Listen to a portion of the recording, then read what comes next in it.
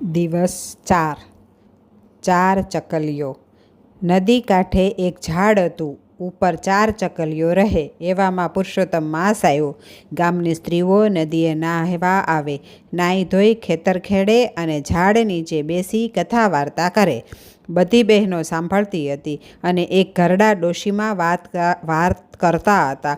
ડોશી કહે, પુરુષોત્તમ માસમાં જે નકોડા ઉપવાસ કરે તેને રાજાનું ઘર મળે, ધારણા પારણા કરે તેને નગર શેઠનું ઘર મળે, એકટાણું કરે તેને સાધારણ ઘર મળે અને નિત્ય જમે તેને સાવ ગરીબનું ઘર મળે। આ વાર્તા ચકલીઓએ સાંભળી। એક કહે, પુરુષોત્તમ માસમાં હું નકોડા ઉપવાસ કરીશ। બીજી કહે, હું ધારણા પારણા કરીશ। ત્રીજી કહે, હું એકટાણું કરીશ અને ચોથી કહે, તમારે કરવું હોય તેમ કરો, હું તો બરાબર ઝાપટીશ। તમે ઉપવાસ કરશો એટલે મને વધારે ચણ મળશે। આપણે તો પ્રભુની મહેર ને ખાવાની લહેર। તમે તમારો કરો, ઉપવાસ કરો। ચારેય ચકલીઓ સૌની ઈચ્છા પ્રમાણે પુરુષોત્તમ માસ કર્યો। થોડો સમય વીત્યો ને ચારેય ચકલીઓ મરી ગઈ અને એક શેઠને ઘરે જન્મી। મોટી દીકરી ખૂબ જ રૂપાળી અને ગુણવાન, બીજી દીકરી રૂપાળી ખરી પણ સાધારણ બુદ્ધિની, ત્રીજી દીકરી ભીનેવાને અને ચોથી દીકરી સાવ શામળી। ધીમે ધીમે ચારેય દીકરીઓ મોટી થઈ। મોટી દીકરી રૂપાળી ને ગુણવાન હોવાથી રાજાના કુંવરે તેનું માગું કર્યું। શેઠે ધામધૂમથી પોતાની દીકરી રાજકુંવરને પરણાવી। બીજી દીકરીને નગર શેઠનું ઘર મળ્યું। ત્રીજી દીકરીને સાધારણ સુખી વાણિયાના ઘરે પરણાવી। હવે ચોથી દીકરી કુંવારી રહી।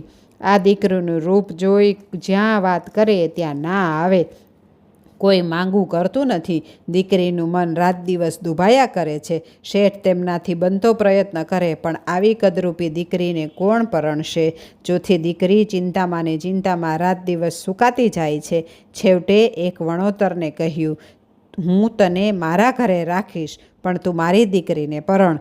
વણોતરને થયું, મારા ભાગ્યમાં કન્યા મળવાની નથી તો શેઠની દીકરી શું ખોટી? તેણે હા પાડી અને શેઠે પોતાની ચોથી દીકરી વણોતર સાથે પરણાવી। વણોતરને ઘર જમાઈ રાખ્યો। એવામાં પુરુષોત્તમ માસ આવ્યો। ચારેય બહેનો પોતાના બાપને ત્યાં ભેગી થઈ સુખ દુઃખની વાતો કરવા લાગી। મોટી બહેનને પૂર્વજન્મનું જ્ઞાન થયું।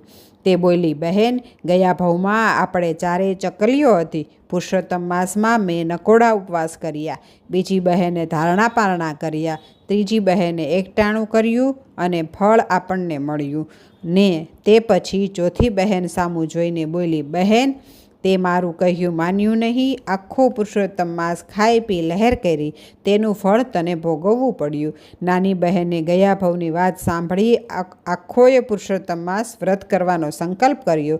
તે ઉપવાસ કરે, નિત્ય નદીએ નાવા જાય, કથા વાર્તા સાંભળે। આમ પુરુષોત્તમ માસ પૂરો થયો। વણોતરે પોતાના સસરા પાસેથી ઉછીના પૈસા લીધા અને નાની સરખી હાટડી માંડી। તેના ભાગ્યનું પાંદડું ફર્યું। દિવસે દિવસે વેપાર વધવા લાગ્યો અને જોત જોતામાં ધનના ઢગલા થયા। નાની દીકરીએ પુરુષોત્તમ માસ ફળ્યો। હવે તેને કોઈ વાતનું દુઃખ ન રહ્યું। તેણે દ્રઢ નિશ્ચય કર્યો કે જીવીશ ત્યાં સુધી પુરુષોત્તમ માસ કરીશ।